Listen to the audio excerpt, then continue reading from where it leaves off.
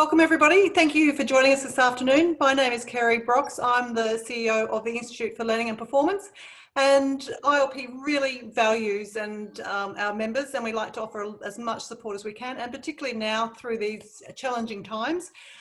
We've sort of changed or pivoted, as people are saying, to offering more online support. So just to give an update, as of last Friday, we ran our 19th member lounge, which now enables members to get together on an informal basis and just chat or ask questions, raise topics that they want to talk about, and and just get the answers and just connect. It's really good. It sort of gives me a little bit of breath of fresh air every Friday, so I'm thoroughly enjoying those. With our masterclasses, thanks to Bill Gerard, our host today, he has coordinated 13 masterclasses. I don't know whether this is our 13th or our 14th, but over 650 people have attended these masterclasses, and we've already got another 4 lined up till the end of the year. So that's all about keeping you connected, keeping you updated with your skills to ensure that you can deliver the best learning solutions possible. So today's session I'm really looking forward to, particularly because stories is such a useful tool or skill to have within our toolkit as L&D professionals. Enables us to inspire and engage our learners. So I'm going to hand over to Bill Gerard, our host this afternoon, and he can introduce Shawn. So enjoy. Thank you, Kerry. Thank you. Nice to see everyone again. I'm really excited about this session. I've known Shawn for a long time, although we just went over how we met yesterday when we did the prep for this. But as Kerry said, stories are such an important part of, I think, transfer of learning, and in so many other ways as well. And indeed, recently I was just reading a book called The Storytelling Animal by Jonathan Gottschall. And it's basically, since the beginning of humankind, storytelling has been part of what we are. It's in our DNA and as such. And so I thought, what's happening now in terms of how stories are being structured, how we might use them, and what might be changing in terms of the way we're working now in this online environment and all that. So I put a call out saying I'm looking for ideas around that. I think it was Deb Key that mentioned Shawn and Anecdote, as well as a couple of others that we're going to be using. So thank you for that, Deb. But I wanted to bring that whole process in. And so Shawn's going to be taking us through a number of things today. And he's going to share a few slides with us. If you want to see him in full when he's presenting, just put it onto speaker view. That way you can see him in full glory rather than all of us individually. And we're going to be doing some polls, and I think he's got some activities for us. We love activities. Yeah, right. So Shawn, I'm going to turn it over to you. And as we spoke about yesterday, I'd really like you to start, if you could, by, well, you start where we went, but I'd like at some stage to tell us a little bit about the work you do helping leaders in organizations to tell stories, to make that presence known to what it is they're doing. But over to you. Great, thanks, Bill. It's great to see everyone. I guess I was just thinking about the fact that, you know, it's been probably getting close. This is sad, but it's getting close on 30 years now of sort of helping, you know, adults to learn, I think is the focus there. I started off in that space around knowledge management, and in there, you were talking about that transfer of knowledge. The knowledge managers back in the day, we're talking about the late 90s, were very interested in tacit knowledge, you know, and how that gets transferred. And that's how I got interested in stories, and then jumped from there into helping people actually to be better storytellers. But it's interesting that just that change, because running the company Anecdote, which started back in 2004, you know, I had a life which was very much one with travel. I'd be traveling from, you know, all sorts of different places. Our company has sort of grown over the years to a point now where we we still are delivering in 28 countries in 11 different languages. And I would travel around to, you know, sort of meet partners and help them, you know, sort of run their training programs. But of course, it all stopped in, well, essentially March this year. My last trip was to London. We were actually opening our London office. I was over there for the big party and opening ceremonies. And then it all came down, and we were all did face-to-face sort of work, if you like. All our training was face-to-face, and we had to, as Kerry was sort of saying, we had to pivot very quickly. So in 2 weeks, we recreated our programs to be online. We had actually done online type programs before, but our flagship programs weren't really designed that way. And I have to say, a little embarrassingly, our partners, particularly our partner from China, was banging on our door, sort of saying we need an online program. And we were sort of saying, well, it doesn't really work in storytelling. You need to be face-to-face, you know, in amongst it. And anyway, we learned that that wasn't true at all. I thought I'd show you some of the different approaches we've taken to help people learn storytelling skills online. And the interesting thing for us, though, is that we found that people are actually, we're getting better results online than we did face-to-face. Which is surprised the hell out of us, that's for sure. And I'll describe, I think, why I think. I'd love to hear your thoughts on it as well, but I can describe what I thought happened. Let me just share with you sort of like the little descriptions, if you like, of these story programs after they was translated to the online program. I guess, here we go.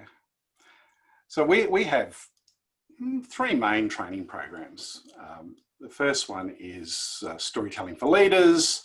Second one is storytelling or story-powered sales. And then the third one is sort of more of a consulting engagement. It has some training elements in it. It's called story-powered strategy, where we translate strategies, as the name suggests, into stories so that people can tell without having to, you know, have PowerPoint decks or, you know, sort of plan on a page or anything like that. But the program, this is the Storytelling for Leaders program. And I guess a couple of things I want to point out.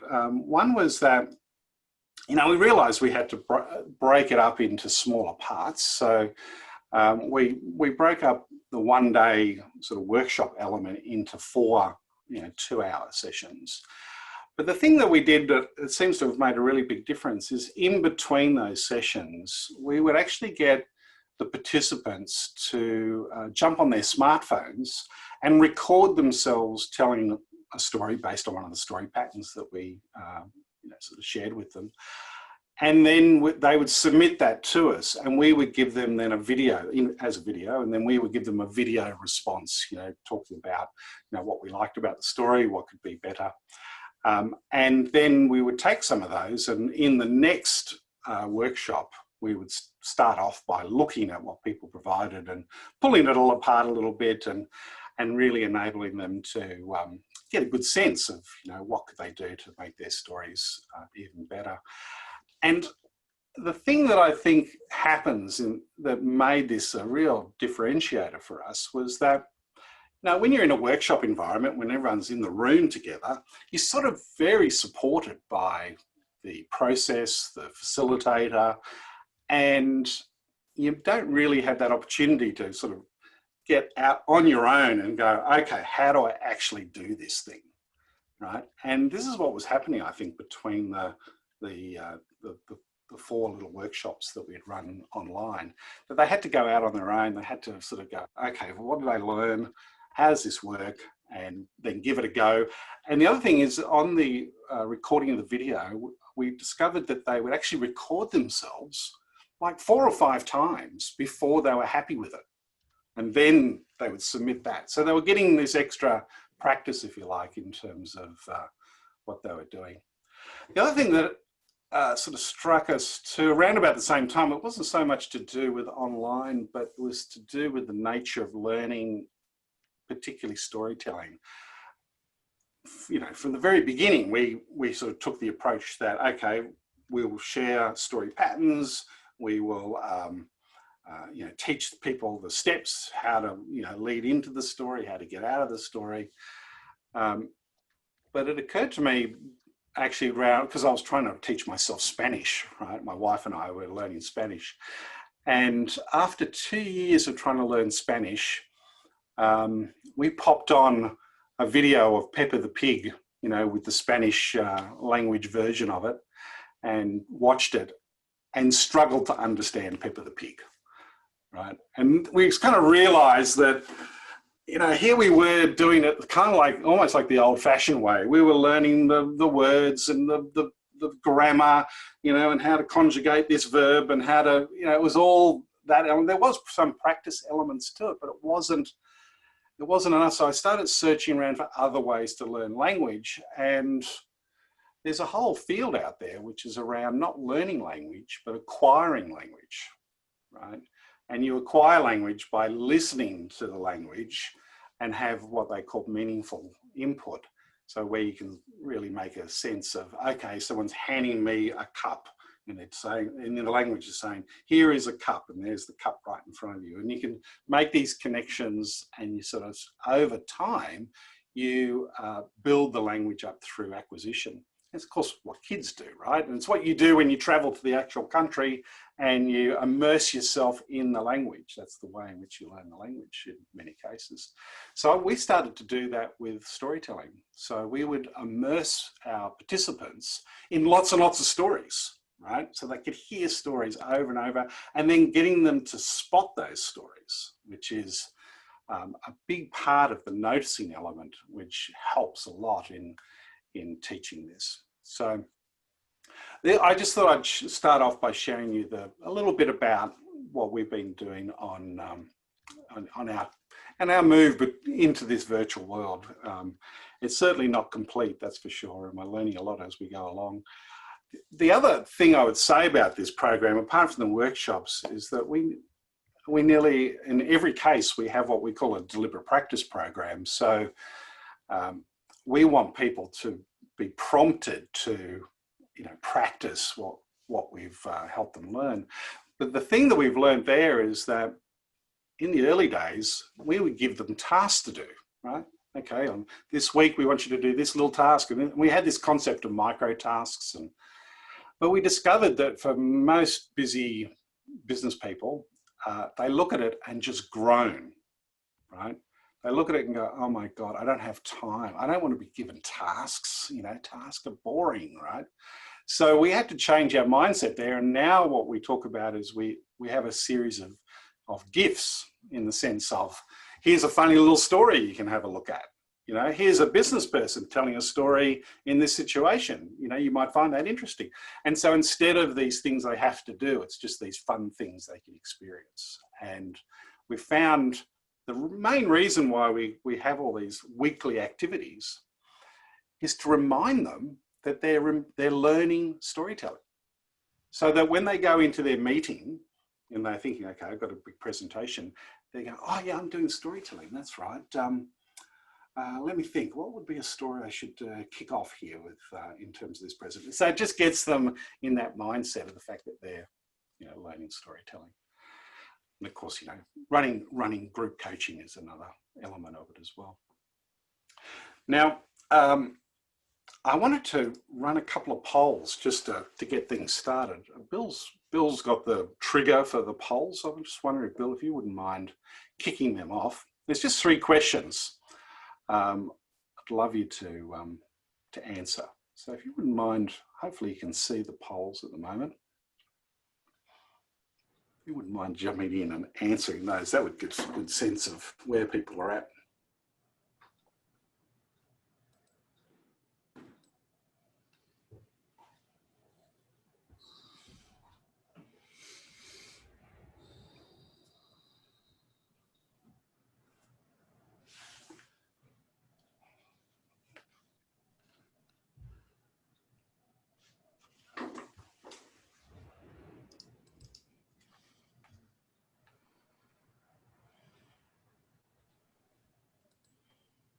All right, I think we have just about everyone in. We got everyone in? I think so. Okay. 19. Let me just grab the... And I'm sharing the results. Can people see those? Yeah, okay. So in terms, there seems to be a good spread between sometimes explicitly using stories versus, you know, the always. That's interesting there. It's interesting, it really is a normal distribution of from no real impact in terms of stories in your workshops versus the middle, quite helpful, vital, few no ideas. It's hard to assess, I think, in some cases, isn't it? And then the last one, how easy is it? I find that this is really does, my experience, it does range so in such a broad sense, because it can be a bit of a hassle to find the right story, right? So we'll talk a little bit about that. Good to see that no one picked a right pain. Right? I'm glad to hear that.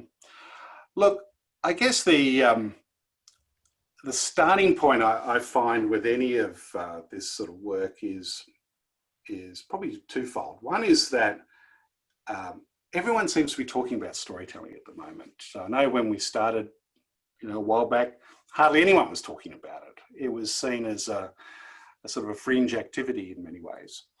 But now everyone's talking about it. But unfortunately, I'm finding that people are using the word story, but actually not talking about a story, right? They don't actually mean a story. They just mean general talking, right? They'll sort of say things, oh, so what's your story? Well, you know, my story is really about persistence and focus and you know, providing the real help to my customers. That's my story. Has anyone heard that type of response to story? Yeah. Well, of course, that's not a story. It's just a few one-liners, right?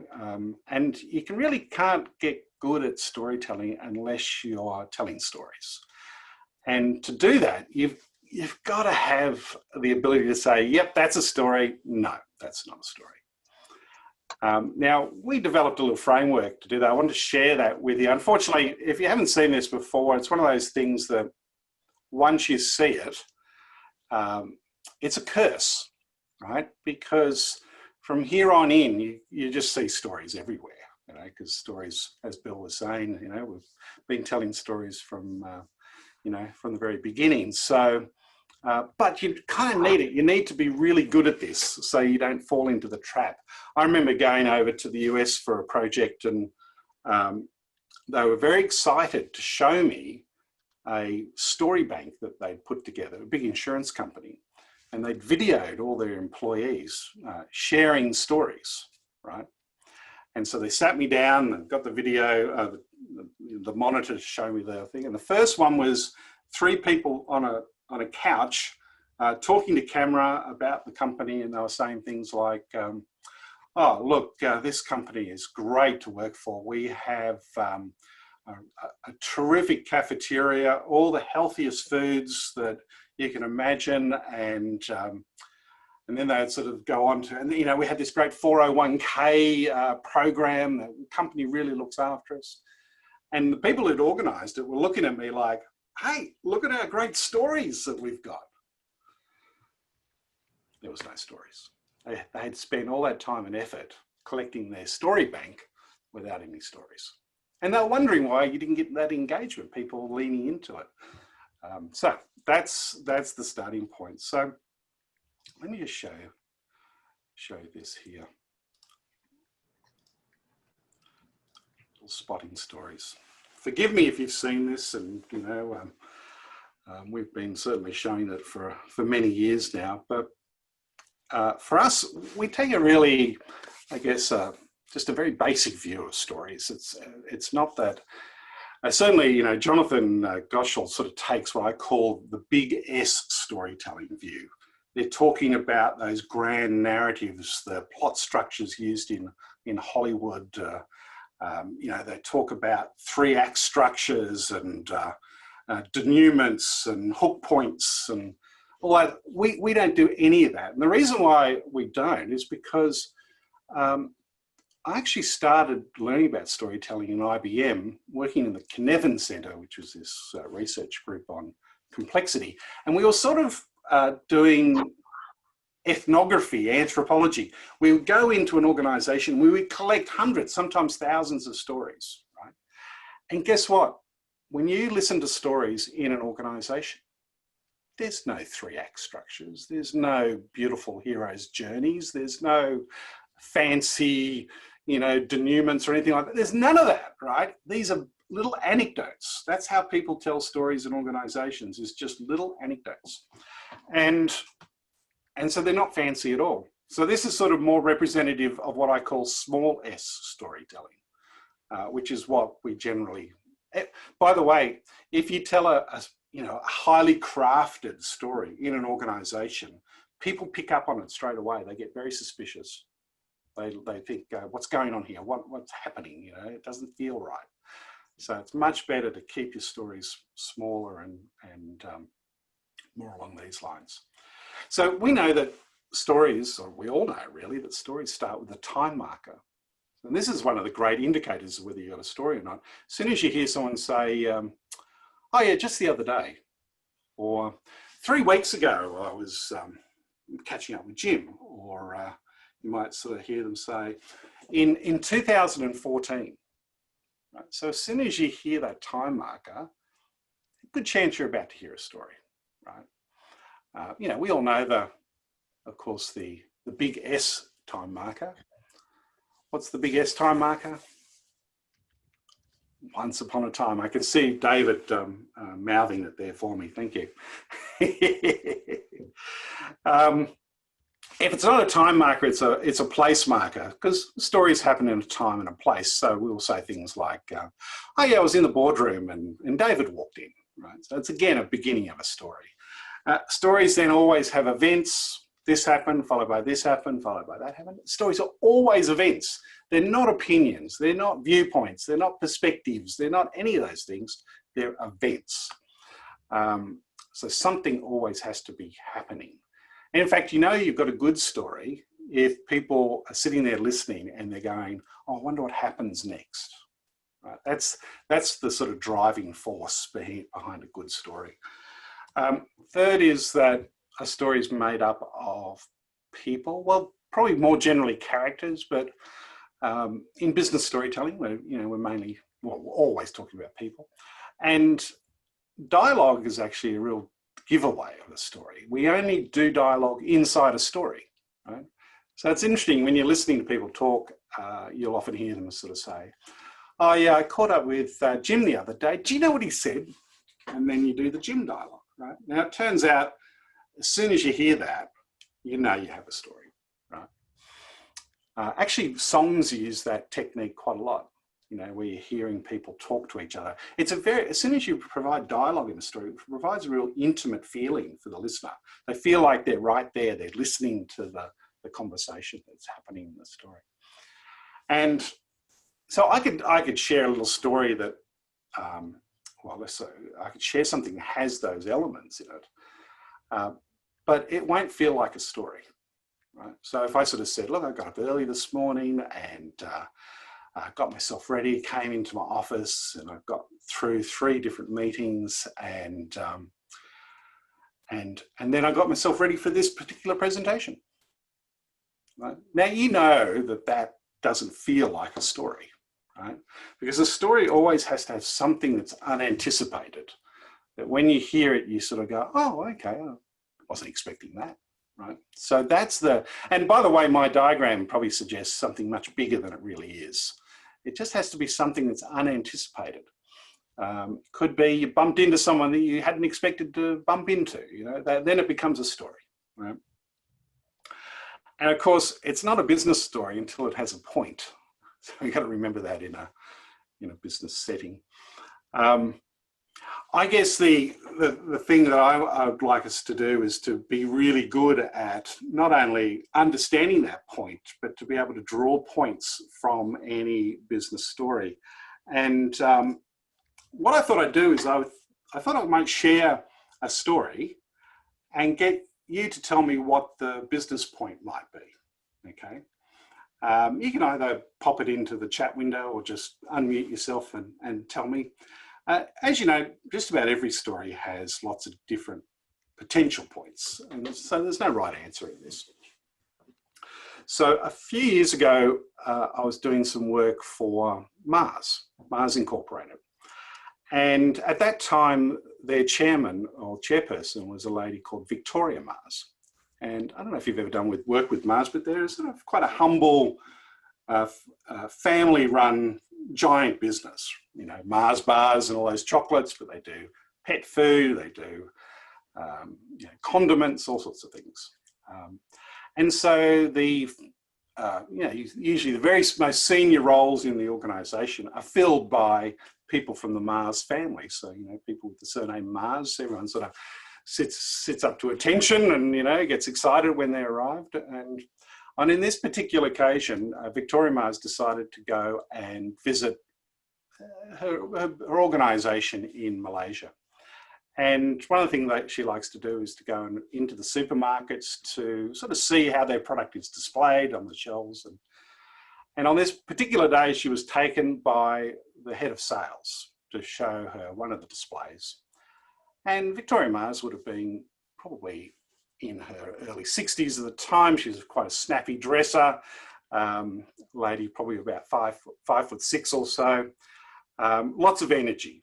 And anyway, she was following the sales director to this particular part of the supermarket, one of the aisles. And as they came around the corner to walk down the aisle, they could see that the presentation where the product wasn't completed.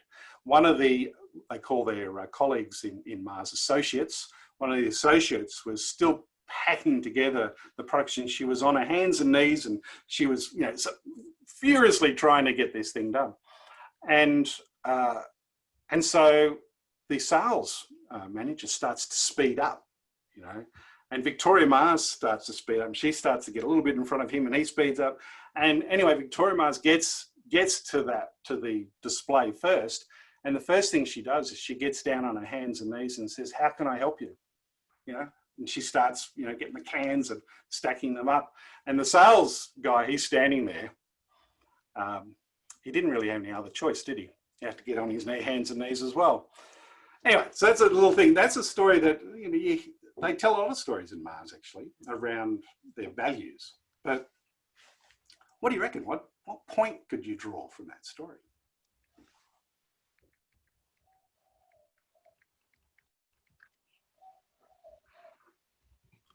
So we've got walk the talk, servant leadership. We're all hands on. Feel free to unmute yourself. I always like to hear some voices as well. We're a relatively small group. Well, I think typically you'd expect, Shawn, that you know, that person was going to bear the wrath of the CEO because things weren't, you know, as perfectly presented as they should have been, but rather he was, you know, fabulously helpful, and just goes to show what sort of values that organisation has, that she was willing to get down and dirty and, you know, pitch in to get their display looking as fabulous as it could be. Absolutely. Thanks, Meg. Yeah, that's right. So it was that whole idea of, you know, we're all here to do a job, you know, and no one is above getting down and getting the work done if it needs to get done. So I thought that was great. So when you're sharing these stories, or a story like that, I always find it's useful to preface your story with the point, which seems to be counterintuitive, doesn't it?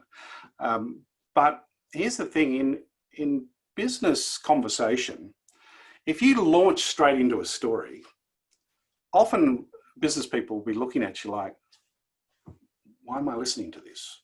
And they get all a bit edgy, you know, and they want to know how long are they stuck in this thing, right? And because you can't just, it's kind of quite rude to interrupt someone when they're mid-story. You actually are, you know, sort of taking a stand if you cut someone off, you know, mid-story. So to make people more relaxed, you start off with the point. And you might sort of say, in that case, you might start off that story by sort of saying, you know, from my experience, the very best leaders are the ones who pitch in and help out, regardless of their, you know, where they sit in the hierarchy. A few years ago, I was doing some work in Mars. So as soon as you hear that, you sort of go, okay, the story is going to be something around this idea of servant leadership, as you say, And the person then is listening to the story, waiting for that penny to drop. And when it does, it's almost like they get a little boost. They go, ah, I've got it. There it is, right? And then you might want, there's a couple of different ways to end your stories, of course. You could end them, well, let me tell you some of the ways, one way which I hear people end stories, which is a poor way to end your story. And that is to describe the story. Have you heard anyone do that? Where they get to the end of the story and they can't finish it. And they sort of go, so, you know, what that was all about is you could sort of see there, Victoria she's very senior, you know, in Mars as the chairperson. And, you know, really, she probably, I mean, no one would expect her to get on her hands and knees to help the associate. But the sales guy, you know, he was quite hierarchical. And they go on and on and on, more or less. It's like someone telling a joke. And at the end of the joke saying, okay, let me explain the joke. Right? You don't want to go down that point. But what you do want to do is just restate your point, right? And, you know, and very succinctly, you know, sort of say, yes, servant leadership, you know, can be a massive impact for an organisation, something along those lines. Another nice way to, depending on your group, another nice way to finish your stories is to ask a question. So you finish, you know, the story, might be a little pause and you sort of go, so have you ever have that sort of thing happen in your organisation?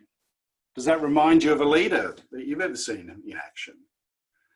And you'll be amazed that stories really do remind people of stories. So as you share a story, chances are your listeners will be reminded of other experiences that they've had. This is how a dinner party works, right? It's not like you walk into the dinner party going, okay, I've got 5 stories to tell. I'm going to start off with that winery story. It's a real cracker. And then no, you just walk in and someone says something and that reminds you of something. And then you tell another story and actually I learned this year something really important about connection stories. I'm going to touch on connection stories. But I used to think that connection story is all about telling a story to connect. You think that's obvious, right? Oh, you tell this story to connect with people. But my colleague, Mike Adams, sort of said, well, that's half the story. The connection happens is when someone tells a story back to you. That's when you're connected. Because at that point, you now are showing that you have something in common. Right? So that's where the connection actually occurs, is the back and forward of stories, not just the telling of the story. Now, I mentioned it's good to have that point at the beginning of the story. Another real good reason for it, I call it a relevance statement, right? You're stating why this story is going to be relevant to the listener. But it has occurred to me that one of the other reasons why you have this relevance statement is to grab attention. I've seen this now a few times just on various video clips where you're watching people, you know, those sort of conversations where everyone's kind of talking over one another and it's highly engaging, you know, they're really getting going for it, if you like. If you tried to tell a story while that was happening, you know, just launched into your story, people would just wash over you, right, with their comments. You have to stop people. You have to sort of say, no, I've got this really, really interesting point. So, you know, imagine everyone's talking over each other and you sort of say, yeah, but, you know, a small thing can make, and then they talk over that, so you didn't quite get your point out and you might try again. Go, no, guys, look, fair dinkum, I've seen it. A small thing can really make a difference. Now there's a pause and they're literally waiting for you to give you the evidence for that. You can't just sort of say that without something to back it up. They're sort of more or less waiting for you to tell the story, right? So that's the other reason for this, you know, sort of putting the point before the story. So you can grab that attention in those sort of situations where, you know, the conversation is all over the place. Now, I said early on that I really believe in the acquisition element of storytelling. And of course, the way in which you do that is obviously hearing lots of stories. And I think podcasts is a great way of doing that. It's really interesting when you look at the most popular podcasts, they're all story based, right?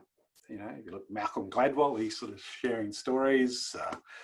You know, there's This American Life, fabulous storytelling. They're sort of longer, beautifully constructed stories, but you know, stories nonetheless. We've created a podcast which is designed to help people build their repertoire of stories. So where we just tell one little story and then talk about where you would use it, how you would use it, you know, what's good about it, what could be better, all those types of things. So if you want to build your story repertoire, I think we've got a bit over 70 episodes now of our podcast. It's called Anecdotally Speaking. So if you want to check that out, you'll be able to build some stories there. Now, I wanted to, let me see. Should have the time in front of me somewhere. Can't believe how. We're going to 4:30, aren't we, Bill? That's our time marker. Yes, you're going to go to 4:30, but we'll continue the storytelling after that. Good. Just a fair warning for everyone. You're going to get a chance to tell a story if you want to at the end of this session. So excellent. Keep that in your mind as well. Bill's running that. Good. So I guess I wanted to sort of quickly describe a couple of story types too, just so that you have those in your mind. I've never been a big one for story structures. I find the majority of stories, you don't need to know the structure of the story. We kind of know how to tell a story, but there is a few different places where it's useful to know a little bit about the structure. And I'm going to just, let me see, I'm just going to share this screen for a moment. I mean, these are the 4 story patterns that we teach in our programs. The connection story is, as I mentioned, is that one you tell, and hopefully someone will tell a story back, and that's when a connection occurs. Actually, just about every story you tell is a connection story. It gives you people an insight into your character in some way or another. But the one that has a bit of structure is the clarity story. The clarity story is great for explaining why you're doing something. And it has a lot of versatility. We use it for strategies. So, in terms of, why a certain strategy has been adopted. It's great for change. You're doing big changes. Why are we doing the change? And the structure is just got 4 parts. It's simply, look, in the past it was like this, and then something happened. So that's why we're doing this. So the future can be like that. So in the past, you said it's setting the background, the context, if you like. Then something happened, and that's the crux of the story, by the way. But then something happened, and then, of course, as a result of that thing happening, we're going to do this. So this is your actions you're taking. It might be your strategic choices. It might be whatever you're doing, your change, and then it's about the future. Right? So then we'll get this result. Now, the future is the hardest bit because it hasn't happened. And I find when people use this structure, they're very narrative in the first 2 parts of the story. So in the past and then something happens, very narrative elements to it. Then they start to get a bit dot pointy list-like when they get into, and then we're going to do these 3 things. And then they lose the plot altogether at the end, where when you ask them about the future, they'll say things like, oh, in the future, we're going to be so much more collaborative, and we're going to have, we're going to be digitized, and what else? Simplification, it's usually a list of characteristics for their organization. Unfortunately, if you do that, you kind of lose the whole sort of story element to it. So there's 2 strategies that I want you to think about for the future. The first strategy, I call it a Gibson strategy. So William Gibson, sci-fi writer, was famously, supposedly had said this, it's hard to find any evidence for this, but had supposedly said that the future is already here, it's just unevenly distributed. And I kind of like this idea that, you know, in big organizations, the future is happening somewhere, you just have to find it and tell it, right? And so I like to help people find those, you know, elements of what the future might be like and actually tell that story. So they might say something like, so, you know, one of the key things we're doing is we're taking a simplification strategy. So in the future, we will have an organization that looks like this. In fact, you know, we're already doing this. In our regional offices out in Bendigo, we started an initiative just 3 months ago. And this initiative did this, this, and this, and this, you know, these are the great things that came out of it. And, you know, and we've also done this in Western Australia. And you might tell another little story, and then you might tell a third little story. And what it does is it keeps the whole clarity story as a story, as opposed to sort of fading into dot points, which you can easily do. If you can't find examples of where it's already happening, the next best thing is to use the magical phrase, so imagine this. And as soon as you say, so imagine this, you can make up any story you like, right? The key to it, though, is to make up a story that could happen, right? It's got to be believable. So, you know, it can be kind of boring little stories, but at the same time, give people pictures of, pictures are really a key element of this. Pictures of what's happening, what could happen. So, for example, working with an insurance company that was doing a whole bunch of things to digitize their products. And one of the imagine if statements was simply, imagine this, 22-year-old David, who's just got his first car, grabs his smartphone, and in 2 button presses, his car is registered, right?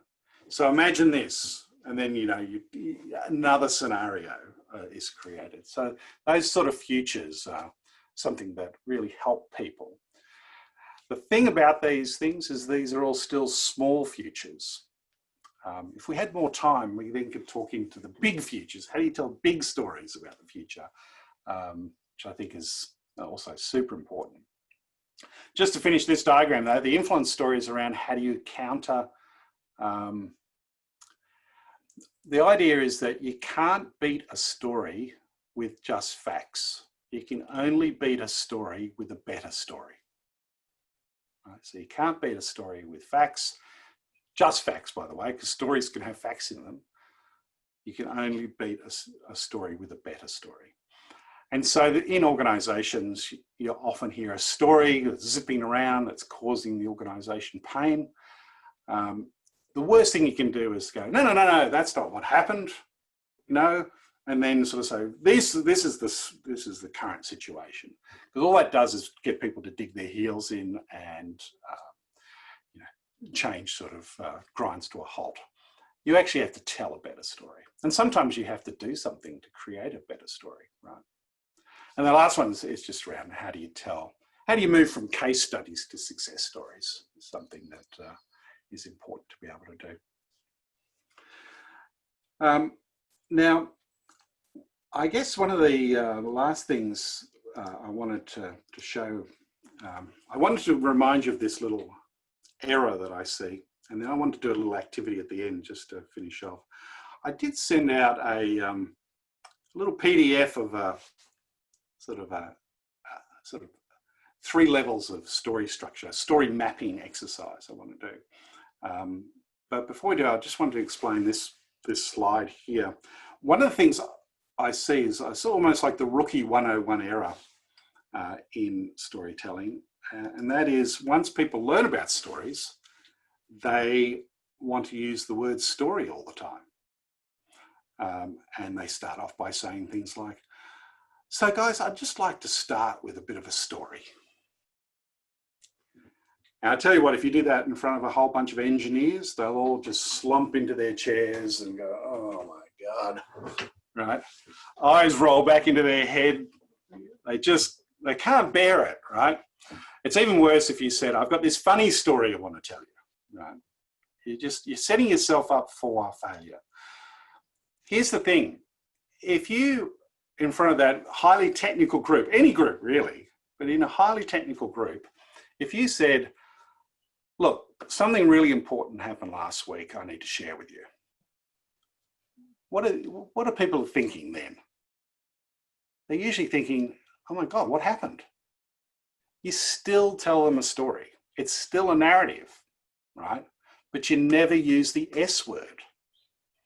So when you're in front of those groups, you talk about examples, you talk about experiences, you talk about things that happened, you talk about case studies, you talk, you know, there's a bunch of other things you can say other than the word story. It's unfortunately, it has with it, it drags along with it a sort of a real sort of baggage of meaning that's not helpful for us in an organizational setting, okay?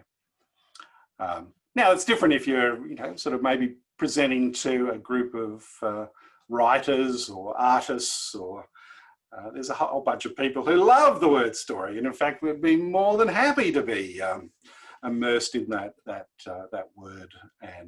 But when you're teaching people to do it out in that tougher environment of organizations, many organizations, yeah, you want to drop it.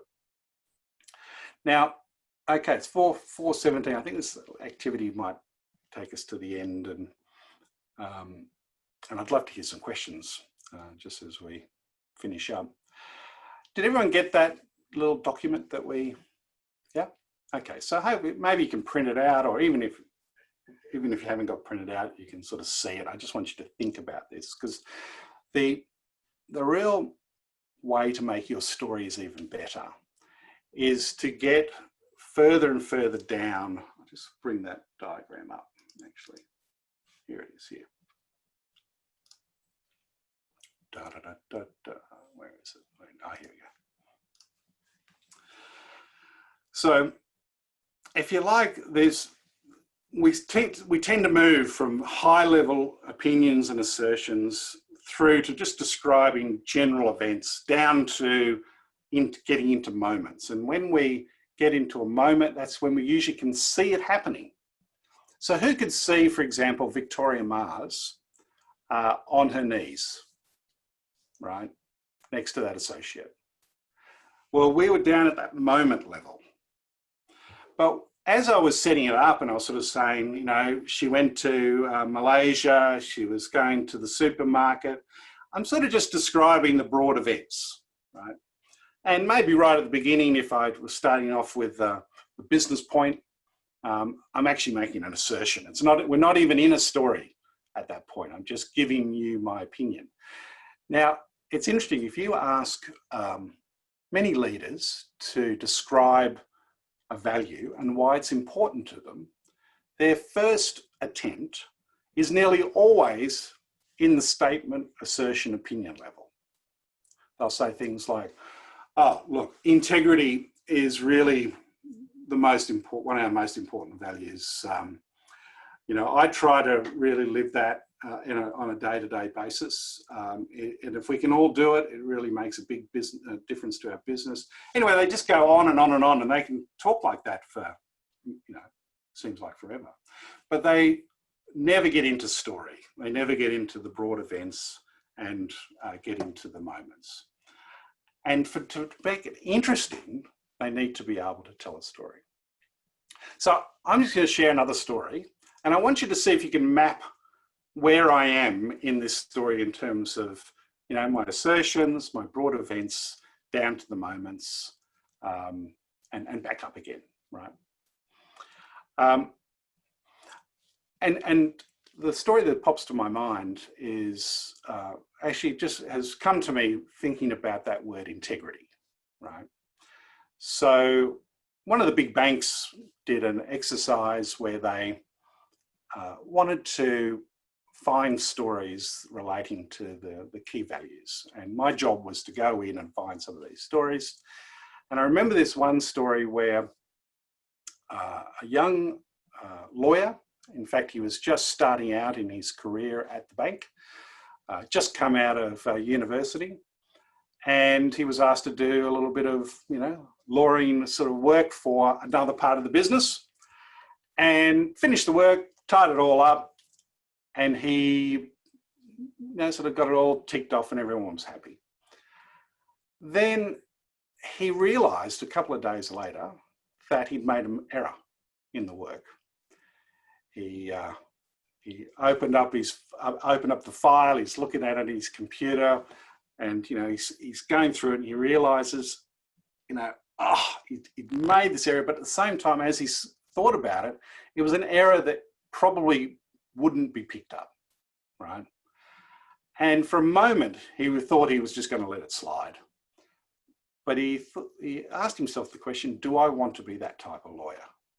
So, he got up his gumption and went to his boss and sort of said, I made the error. The boss had to go to the other part of the business. Yes, there's an error. This is how we're going to fix it.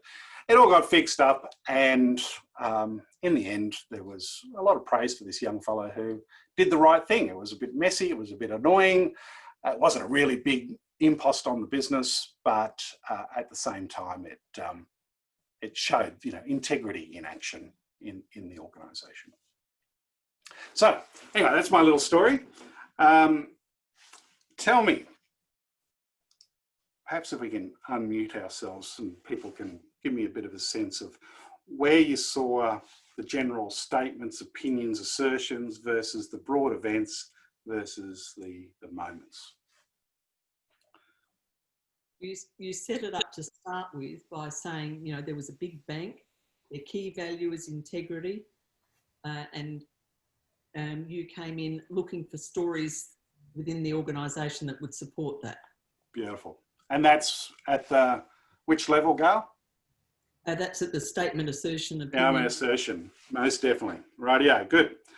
What about broad events? When was I in that broad event way of speaking?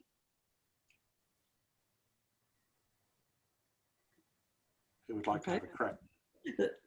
Oh no, friend, Gar, you've done a great job to start us off. Probably when he, had talked when you were talking about the work he was doing, and he thought he was done, and then he realised a few days later he'd made the mistake and went back and corrected himself. Yeah. And he went to his manager, and the manager then went to the next person. And yeah, so it's sort of like the nuts and bolts of the story, really, isn't it? Yeah. Yeah. What about moments? Was there?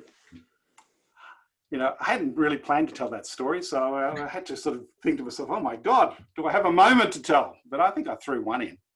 I think a moment would be where he said to himself, do I want to be that sort of person? Yeah, right. Yeah, exactly. And it's usually, dialogue is always a moment, because dialogue is something that you can imagine the person's actually saying. And sometimes that's internal dialogue. So that was definitely one moment. Yep. There was one other moment that I sort of tried to throw in there. I think it was when he sort of thought he had made a mistake, and you almost paused, and you sort of get that sense of, is he or isn't he going to admit to it? So there was almost a crossroad for me at that point. Yeah, right, good. And I think at that point too of the story, I had him looking at his document on his computer, right?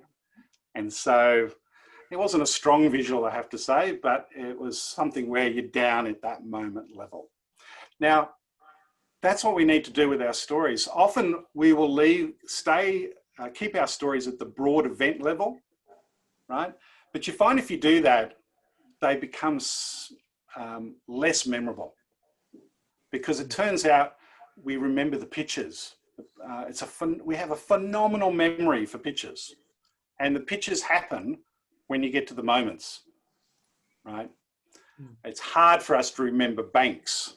Bank is a sort of an abstract term in some way, but him sort of looking at a document, or him sort of saying to himself, oh my God, I don't want to be that type of lawyer.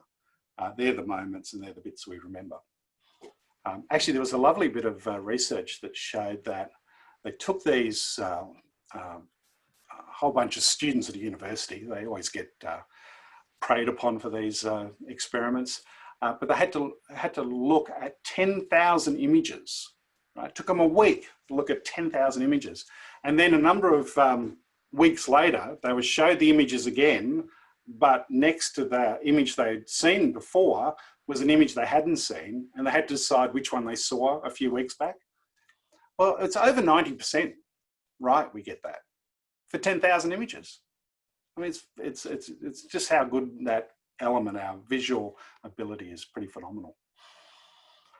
Anyway, guys, I just wanted to give you a bit of a sense. An hour is obviously, goes quickly, but is there any questions that people have at this stage in the last few minutes that we have together? Go ahead and unmute yourself and ask any questions you like. I have a question. It's Anne here, Shawn. Hi. Many years ago, I ran a course where I was using anecdotes and stories quite well, but I had two participants who wanted to respond to every story with their story, and it became a competition between them and then me. I was in my early days of training. Perhaps now I have techniques that I'm not aware of that I use, but what's a good technique to control that sort of thing? Perhaps absolutely taking over. Yeah, that's a good question. I think it's really about getting people to do activities. I know when I'm collecting stories, I have specific techniques to use. One technique I use is that especially if you're in a circle, the worst place you can put those types of people are directly across from the facilitator, right? Because they engage, they're looking right at you. If you know you've got those people, and let's say there's a break and you can reorganize the room a little bit, put them next to you so they're looking at the participants, right? And the participants will give them dagger eyes to shut up. By day 3, they were being actually told to shut up. Right. And if that doesn't work, I like to always have a pad handy, and I just sort of say, look, it would be great. One of the things would be really good, just have someone to take some notes. And I give someone the job to take notes. Really hard to tell a story and take notes. I don't know. You guys have any good techniques for stopping the garrulous folk? Talking sticks. Walking sticks? Talking sticks. Oh, talking sticks. Talking sticks. Okay, yeah, talking sticks. Thanks, David. Yeah. Tell the story, pass it on. Yeah. Yeah, good. I have a question, Shawn. It's Sarah, and I think you've demonstrated it, but how long would you recommend the length of your average business story to be? I think there should be around about 90 seconds, Yeah. I did this little analysis of, and I'm just going to have a blank on the lady's name. There's the woman at the moment who's doing great work on resilience, and she's doing all these TED Talks and Brene Brown. Yeah, Brene Brown. So she's a fabulous storyteller, right? And so I went through her presentation and just actually counted up the number of stories she told in an hour. And if I remember correctly, it was like 30 stories, right? And looking at the length of the stories, her shortest story was 7 seconds.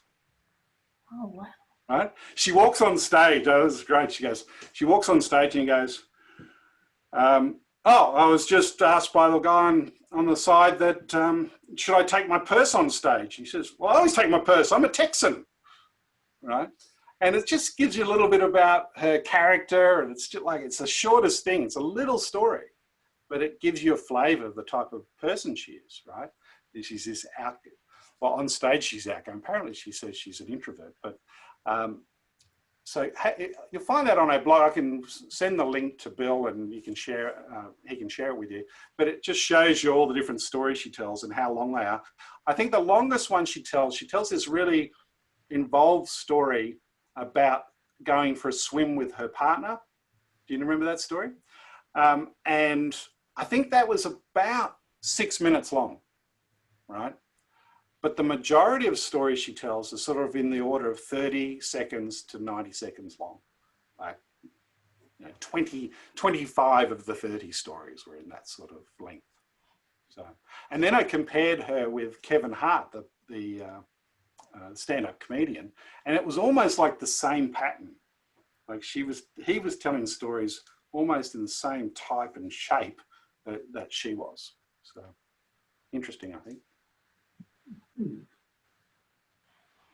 I've got a question for you, Shawn. Who do you refer to or use as great examples? You gave one there with, was it Brown lady? But Brené Brown, yeah. Brené Brown. But in terms of, you know, successful business people, do you tend to refer to the likes of Steve Jobs, or who do you say are master storytellers from the business world that you would encourage?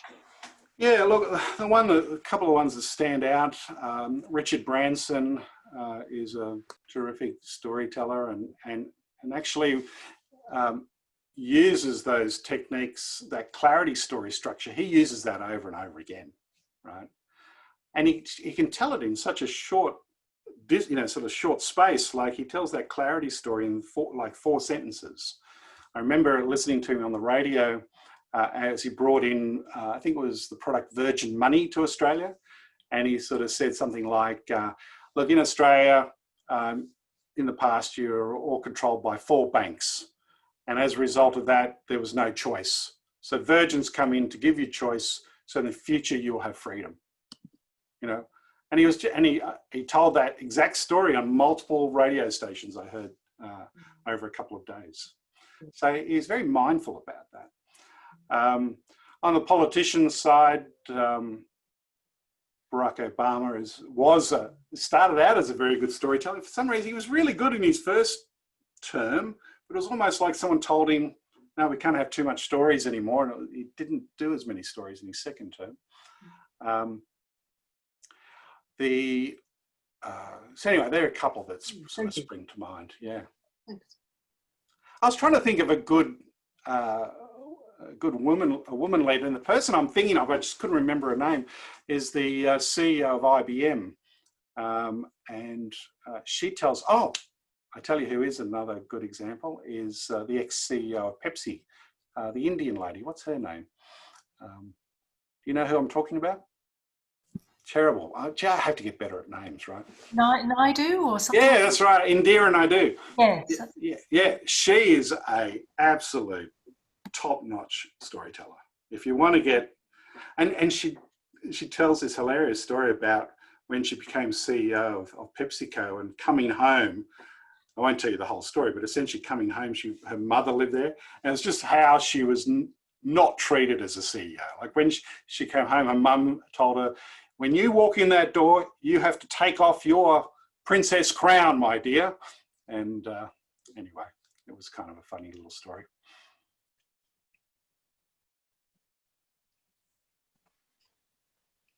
Shawn, I think what I might do is ask people if they would like to share any of the stories that they might use over time, particularly in learning and development.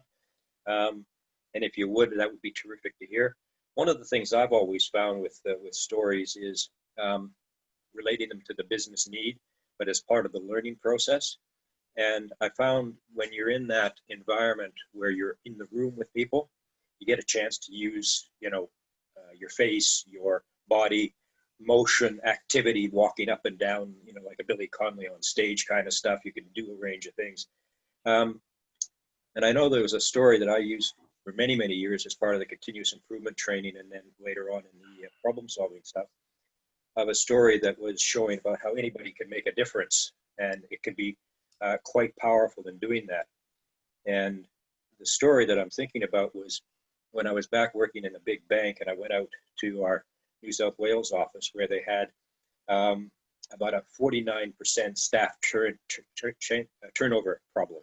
So massive turnover problem. And they had a new state manager there. So I went over and said, listen, I want to look at this problem that you're having here. And what was interesting about it is that he said, Bill, he said, I really need some help with this. I cannot figure out what's going on, as we walked to his office. And when I got to his office, he sat behind his big, huge oak desk, and I sat down in the chair in front of his desk. The trouble was, it was up here on me. So what happened was, of course, I got up and stood up and sat on the desk because I was more superior, higher up the ladder than he was, and basically said to him, we're going to work on this process together as we go through. And then later on in the day, I went out and was speaking to some of the staff, And I mentioned this desk thing, and they said, yeah, it's been like that for years and years, 3, 4 senior managers ago. Because what had happened is they'd cut the legs off the chair that I was sitting in, and it was actually cut back, so you were leaning back in this chair way down below the desk. So I'd said to the team, well, if anybody can think of any ways we can maybe deal with this cultural issue, please go ahead and just take your time and go ahead and do it. I gave them permission to act. The next day when we came in, the manager and I, they had cut the legs off his desk, and his desk was flat on the floor. And so the lesson was, a small story can make a big difference. That's a true story, by the way.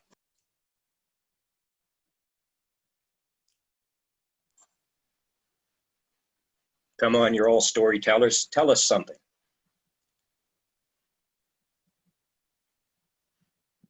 You know, there's something about being told to tell a story, and I don't mean told, that I go completely blank, and yet I tell stories all the time in my training, but I'm just blank. It's, yeah, I don't know, maybe don't know what's going on. I'll keep thinking. Yes. I think people need triggers. It's sort of normally, yeah, as soon as you get that little trigger, you can think of a good story. But yeah, put on the spot, I'm with you, Sue. That's that time when you're sitting back and you're saying, hopefully it's like the dinner party. You know, somebody says one thing, somebody else says another thing. I remember when, and things like that. Because we all tell stories. Yes, Gail. I have a story that I tell when I'm doing a talk about disability. It relates to this book, What We're Really Like. Mum walked with an artificial limb after she lost a leg in a car accident. So I'd tell the story of how the accident happened. And I have people sort of sitting on the edge of their chair because it involves smashing into a concrete pillar at the start of a bridge and the car being ripped in half and all this sort of thing. But I say that one of the most important things about dealing with Mum's disability was the fact that she always maintained a sense of humour. Now, I don't know how well you're going to see this if I stand up, but I'm fairly tall and very upright when I speak, and that's the way I always walk. So I'm standing there being, you know, Mrs. Silverhead and whatever, doing a regular talk, and then I launch into this story about Dad coming up from the shed with an artificial leg under each arm because they were having a hard rubbish collection. When you've got an artificial limb, they don't fit forever, so you have to have a new one tailor-made, and the spares aren't going to fit anyone. And so Dad asked Mum, can I get rid of these legs? And she said, of course you can, but don't just put them on the footpath. Why don't you droop them over the old television that's out there? So then I actually droop myself over a chair, so the audience are basically seeing my backside and my legs dangling over the top of a chair, which completely floors them. And if they've been getting a little bit drowsy before, they're always laughing then because that is so totally unexpected. And then I just explained that when the guys came in their tip truck, they jumped out of the truck and then stopped dead in their tracks because it really did look like a dead body. When they realised it was artificial limbs, they put the rest of the rubbish into the truck and then drooped one over the tailgate on one side and one over the tailgate at the other side and drove off. They were going to have fun watching people's reactions. But that's just a story that goes into a talk about a topic that can be potentially very sad and quite tricky to deal with. And it adds some humour. That's great. That's a lovely story. There is a little bit of a hierarchy of story topics, if you like, and at the very top of the hierarchy, things that we just love to hear, even though it can be totally gruesome, is anything to do with death. Because we've learnt over the millennia that it's good to avoid death, and the way you do it is you hear other death stories and you go, okay, I'm not doing that, and I'm going to do that. And then under death is safety for children. So, you know, is really the next one. Third one is, well, it's probably anything to do with sex. And then the fourth one is power. We love stories about people who have power. Because again, people with power can have impact on us. So we tell stories about that to see how we can deal with it or might deal with it. I can back that up, Shawn. Many years ago, I had a certificate course that went for about 10 weeks. And one of the participants was a very young man who was a mortician. And every week we just circulated around his stories, and we learnt so much. You know, at his final presentation, he gave all of us a little plaque for our eventual coffins, which was a great hoot. Oh, really? That we all became preoccupied for those 10 weeks with death stories and his experiences. It was quite amazing. Yeah. So, Shawn, I'm interested to know what comes underneath power. Is it all other stories? Well, I haven't quite worked out what the hierarchy is after that. It's sort of, it's all other stories, I think. But it's really anything that people feel that they can learn something from or find, that's at one end. And then there's the entertainment end, things that make you laugh, things that make you sad. Emotion is a big part of it. Yeah. Have people that been in the call, have you been using stories in your online presence as well? What's the impact that you've had with that, and how are you feeling about it, and how are they seeming to be being taken up? I think the responses have been flatter. It's been more difficult because I think, Shawn, you said early on about not being in a room, not having that sense, and then you said actually it's working really well. And I haven't done a lot of online stories recently, but the response is more muted, not literally, but yeah. Yeah, one of the things I find with that is you need to stop sharing your screen, because otherwise you just that little thumbnail. If you stop sharing and then you get that sort of gallery view, it's a lot easier to engage with telling stories. Yes, I agree with that. I'm back into gallery view now because you want to know that people are there. Otherwise, all you're seeing is one face talking. That's what it is. Shawn, yesterday when we were talking, you mentioned something about that there's some real science around that when people are in the room together. I was only told about this the other day. I thought that was fascinating. You might want to share that with this group because I think it's very powerful. There's just a few different experiments showing that certain things sync up when people are together and are telling stories or even just experiencing this story. And the one that I was sharing with Bill was, Bill and Kerry, was the, wherever we are, we're always exuding, chemicals, from all parts of our body. And they took a group of people into a picture theatre and were measuring that sort of chemical construction, if you like what were the components to the compounds that were being emitted. And before they walk in to watch the movie, they're all doing different things, but once they get in the movie, they're all experiencing the movie.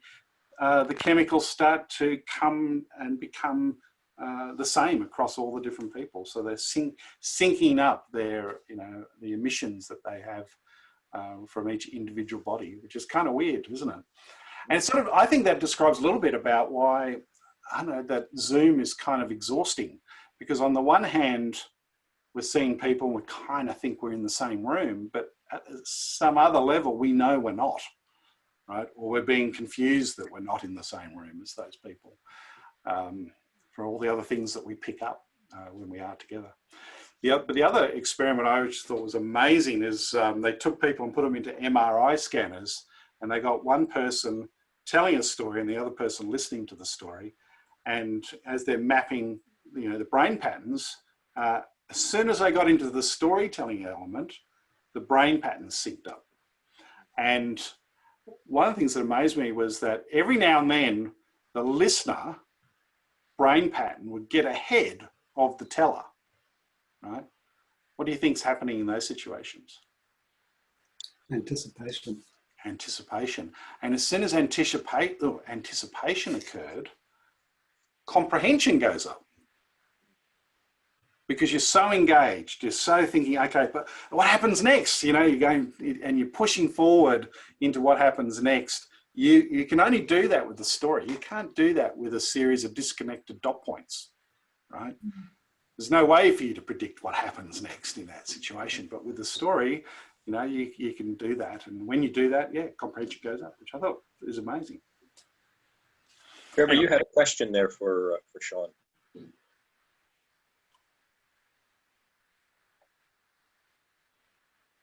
Sorry, I'm using my spacebar as a unmute, and it was still linked to the text bar.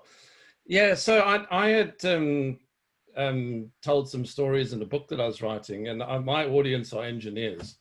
And one of the bits of feedback I got back from some of the audience is not to put detail. For example, in one of the stories I'd mentioned that the this person asked for his favorite coffee, it was extra hot, sort of flat white.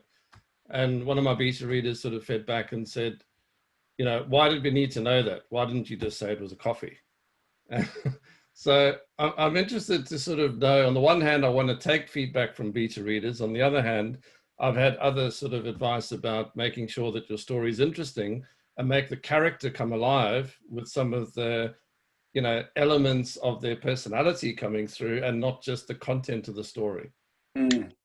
Yeah, and the first thing I would say is it's quite different between a written story and an oral story. Right? So with a written story, we have certain expectations as to what's happening in a written story. You tend to use more fancier words in a written story.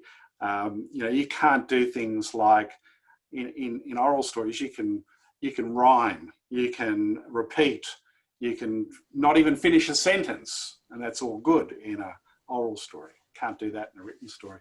But in terms of providing those little flourishes that give you an insight into people's characters, I know with oral stories, Malcolm Gladwell's very good at it, right? But he'll do it in a very small way. He'll sort of say, so Bill's an engineer. He's a tall guy with who loves wearing a Stetson. That's all he would say, right? And then he would tell the whole story. But we've got this bit of image about Bill in his Stetson, right? And so, it's unlikely when you tell an oral story, you then have them, people together, and you get down to the minutiae of the coffee they were drinking and things like that. But you would do that in a written story. So I'm reading this classic story at the moment, or enjoyable story about a wine, what would you call him, a wine merchant, a Sydney wine merchant, that finds essentially Stalin's wine cellar, which has all these wines from Nicholas II. And the way the writer, a guy called Nick Place, has done exactly what you've done, Trevor, right? So he will talk, he'll sort of say they're going to a restaurant and they're in Georgia, and he'll talk about the Georgian food and use all the Georgian language. And because I'm sitting there just immersing myself in that environment, I'm very happy to do that. That's part of the experience. Whereas oral stories, I think they're a bit more like fairy tales. You've got to move quickly, right? And you don't want to be slowed down with hot coffees or anything like that. You just want to get to the point, right? In a way that sort of makes sense, and it's, it grabs my attention, but without being sort of diverted. I think that's a really good point. Thanks very much. It kind of reminded me of Gail's story. She had to sort of explain to us that, I'm really tall, and it really added to the story. Yeah. Which you would have had to have done in a book, which you wouldn't necessarily do if you saw her. Yeah. Think, you immediately get that. So that's really helpful. Thanks. You'll also see it in novels. I particularly like Lead Child at the moment, the Jack Reacher things. But you look at the detail that he goes to, and that detail paints the picture for you. And I think that's part of it. So it's a case of how detailed do you need it to paint that picture, and putting it together. So, yeah. Yeah, I think there was a phrase I heard where they were talking about fairy tales. I mean, fairy tales are essentially oral stories written down, right? And the writer, Philip Pullman, actually said, with fairy tales, if you have to move fast, you've got to travel light. And I thought, that's what it's about. That's what oral stories are. You're moving fast, you've got to travel light. Yeah. And we all have stories. I mean, we have our life stories, and some of us have written them down, others have contributed to them. And we use those stories. We use the business stories, we use the life stories, the travel stories. And I think stories are part of what we are. And as L&D professionals, I think one of the things that's important is for us to connect with those stories and bring them to our audiences as much as we can. So, Shawn, I'd like to say thank you very much for a great session. I really enjoyed it. I hope everyone else did as well. And I'll sit back and just say, we've got a number of great masterclasses coming up, as well as the member lounge. So stay tuned and stay on our websites. And we've also got some announcements on the Learning Impact Awards. Carrie, did you want to say anything about that? And then we can finish up. Yeah, sure. We've extended the nominations, so they finish off. I think people have got until mid-October to get them in. So if you've done any good learning initiatives this year, or you know someone who has, there's 11 different categories. So jump onto our website, have a look, and please nominate, because it's all about recognising those people that have made a significant difference through their learning or through their roles that they're performing. So really important to do that. So as well.